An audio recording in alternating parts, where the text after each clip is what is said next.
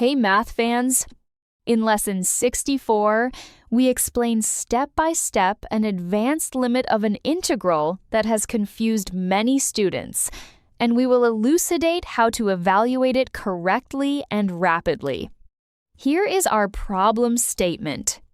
Let capital L be the limit as n approaches infinity of the definite integral from 0 to 1 of the finite summation from k equals 1 to n of the quantity n divided by the square of n plus k times x with respect to x. The question is to evaluate the exact value of the limit L. Now, integrate. Well, before starting the solution, let us first rewrite the expression for the limit L. After this stage, students ask, where do we begin to solve the problem correctly and rapidly? The first step is to look at the denominator inside the summation. Factor out n from the expression n plus k times x, which gives us n times the quantity 1 plus k over n times x. Now, square this factored form using the power of a product rule. This gives us n squared times the square of 1 plus k over n times x. Next, cancel the common factor of n in the numerator with one of the n's in the denominator. This leaves us with 1 over n in the denominator. Finally, note that the summation is with respect to k, so we can factor out 1 over n from the entire sum.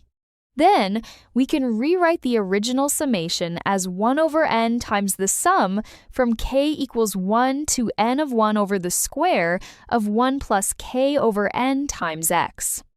Now, let t equal k over n.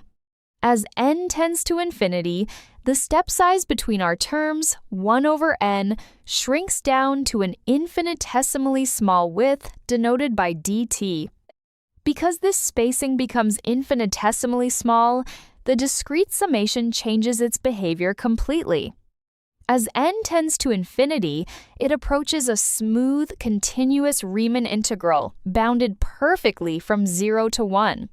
Namely, as n approaches infinity, the limit of 1 over n times the sum from k equals 1 to n of 1 over the square of 1 plus k over n times x approaches the Riemann integral from t equals 0 to t equals 1 of the quantity 1 over the square of 1 plus x times t with respect to t.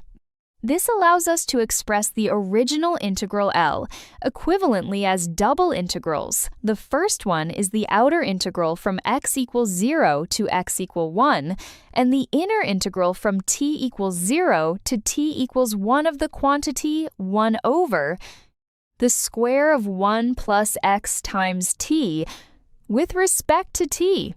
Now, we evaluate the inner integral with respect to t, treating x as a constant. Let us begin by writing I equals the integral from t equals 0 to t equals 1 of the quantity 1 plus x times t raised to the power of negative 2 with respect to t, which equals the antiderivative of the quantity 1 plus x times t raised to the power of negative 1, all divided by negative x, evaluated from t equals 0 to t equals 1, which can also be expressed as negative 1 over x times the quantity 1 plus x times t, evaluated from t equals 0 to t equals 1. This gives us negative 1 over x times the quantity 1 plus x minus negative 1 over x times the quantity 1 plus 0. Since the common denominator is x times the quantity 1 plus x, the entire numerator becomes 1 plus x minus 1. After canceling the 1 with the negative 1, we are left with x in the numerator, which itself cancels with the x in the denominator, leaving a beautiful, simple expression, 1 over the quantity, 1 plus x. Then the inner integral can be expressed simply as I equals 1 over the quantity 1 plus x. Now, we substitute this result back into our outer integral. The exact value of the limit L is the integral from x equals 0 to x equals 1 of the quantity 1 over the quantity 1 plus x, with respect to x. This equals the antiderivative of the natural logarithm of the quantity 1 plus x evaluated from 0 to 1, which equals the natural logarithm of 2 minus the natural logarithm of 1. Since the natural logarithm of 1 is 0, this yields the limit L equals the natural logarithm of 2. Hence, the limit as n approaches infinity of the definite integral from 0 to 1 of the finite summation from k equals 1 to n of the quantity n divided by the square of n plus k times x with respect to x equals the natural logarithm of 2. Now, to consolidate the methodology we covered in Math Olympiad Academy Lesson 64 and sharpen your skills, here's a new homework challenge for you.